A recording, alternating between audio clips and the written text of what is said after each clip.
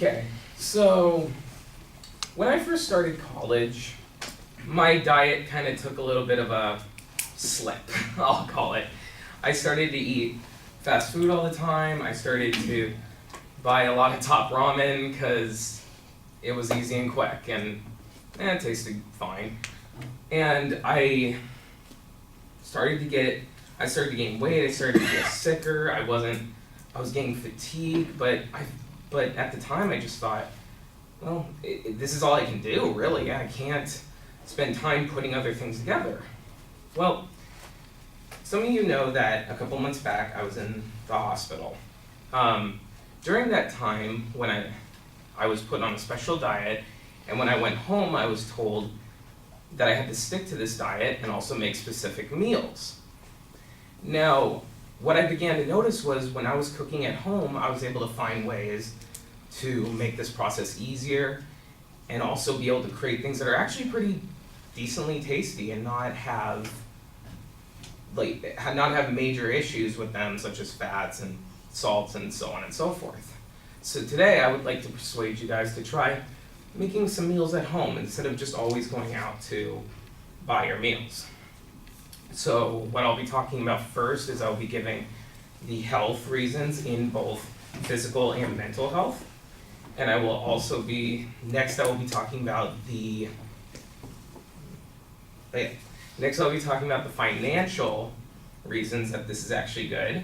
And I will give you some easy solutions to kind of help with your time, ways so that cooking doesn't feel like this is like an hour-long process, or this is like, it's gonna take me too long to get it done, and I'm tired from wherever I was, work, school, whatever it might be.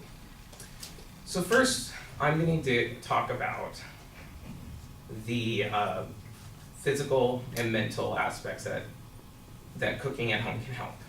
So my first quote is from EUFIC.com, or the European International Council, and they say that the ability to prepare food, follow a recipe, and the facilities available can impact on people's food choices.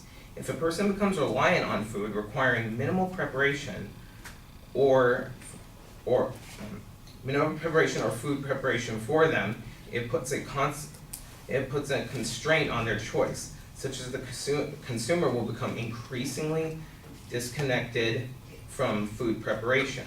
Since nutrition is known to play a major role in health, food preparation and cooking skills have the potential to affect one's well-being and health. So the way I looked at that was, it's so, everyone says, oh, I could eat healthy if I wanted to, I just don't want to. Well, it's not as simple as that. Cooking is a thing you have to push yourself to do, because that's a mindset that you have to create for yourself. And I know that's how it was for me when I first had to start cooking. It was very difficult, and I didn't want to do it, and it was taking too long. But once I got into that mindset, I found ways to make it shorter, and it was very enjoyable for me. Now, everyone knows that cooking for yourself will make you healthy. But what a lot of people don't know is it's actually good for you mentally as well. So, on the eater.com, a quote that I found says that psychologists believe that cooking and baking are therapeutic because they fit a type of therapy known as behavioral activation. These activities alleviate depression by increasing goal-oriented behavior, curbing procrastination. Thus, the person engaging in the activity feels rewarded and accomplished, especially if they share their food. On that same site, I also found a quote from a woman named Debbie Mendel, who wrote a book called Addicted to Stress, and she says, cooking is a great de-stressor because it serves as a creative outlet, and while stress can numb your senses, cooking activates them. It's a sensory experience with aroma, taste, touch, visual delight, and even a sizzling sound. So this shows that when people are depressed, they kind of lock themselves into one frame of mind. They don't want to look on the outside world, or if they have anxiety, that's all they're focusing on is that anxiety, that idea that this is my bubble. But what's nice about when you cook is it can activate other things that can help make you think of other things that might not be as bad. So you could smell, like I can say so many times where I'll smell like something I'm cooking, or I'll watch it and see it sizzle, and I think, this is really cool, I'm doing a good job here, and this is gonna taste awesome. It makes me feel so much better, and I forget why I was upset in the first place. So next, I'm going to be talking to you about financial. So what most people believe is that, financially speaking, it's easier to go out and buy your food. Go to whichever place you go and get $5 burger, get 2 for $4, whatever the new deal of the week is. Well, the ABC News actually tested this theory by having a man named Bradley Heron, who has a restaurant called Michael's Genuine Food and Drink, to cook up what's called the Real Money Challenge.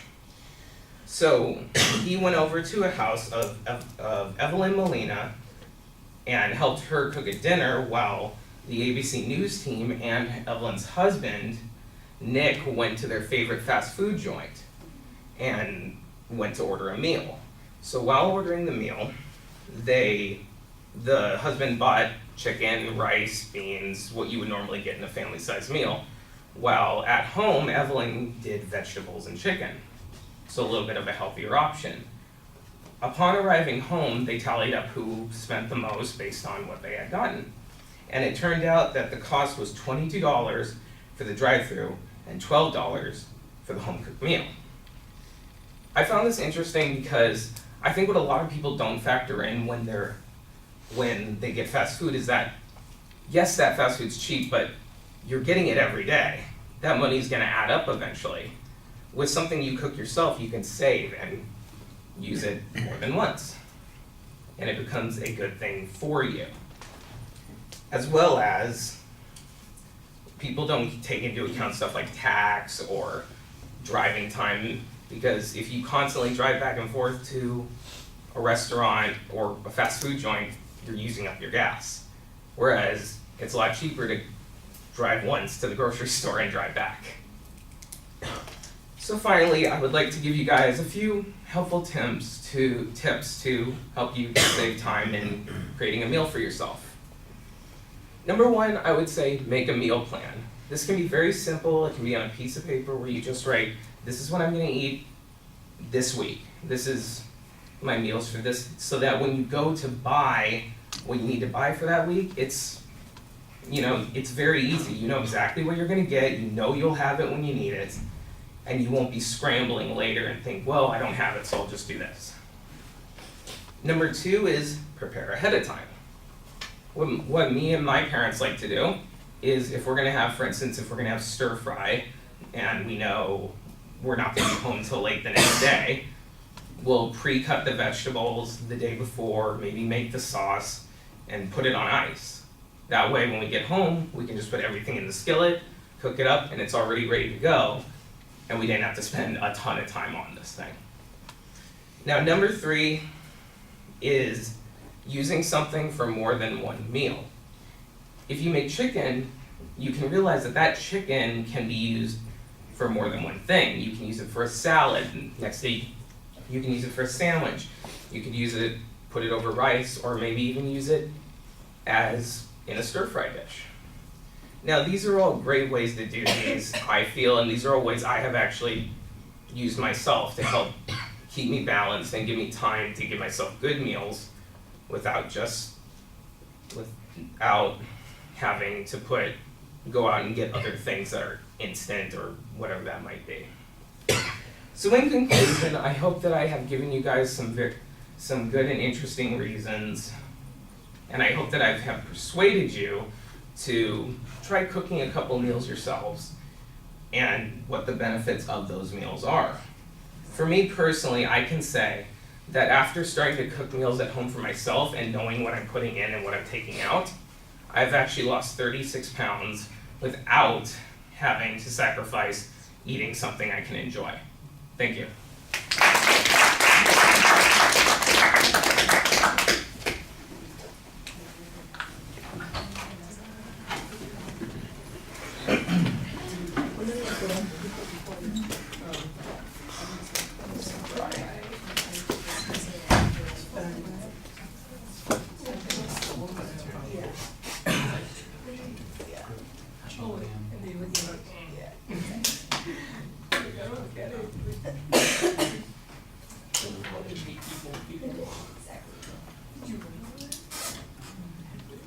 Camilla?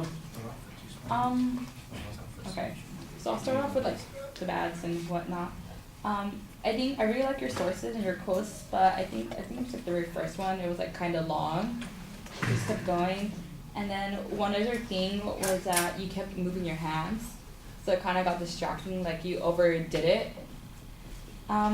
But besides those two things, like overall, I really liked your speech. I liked the beginning. I really liked your it was a good attention grabber because I felt like we've all been there where we all just go through drive-through and all whatnot. And it was just really nicely outlined. And yeah, I liked it.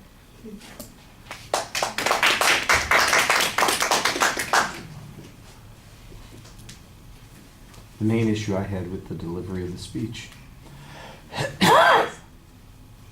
is the pacing. Sometimes felt like you'd get to a spot and you're hesitating a little bit, like I am as I'm speaking here. So you sound a little bit like the way I'm talking, Yeah. and you don't have that issue going on right now. And that was a bit awkward. Also, I think the transitions that you have need to be a little bit more smooth and interesting. Right now, they're just signposts. Here's where we are. You want them to be, kind of we're finishing up this point, we're cruising over to this point, and make it a little more interesting. And I think that would add to the kind of professional quality of the presentation. Okay. We'll stop there. Okay. So I don't show.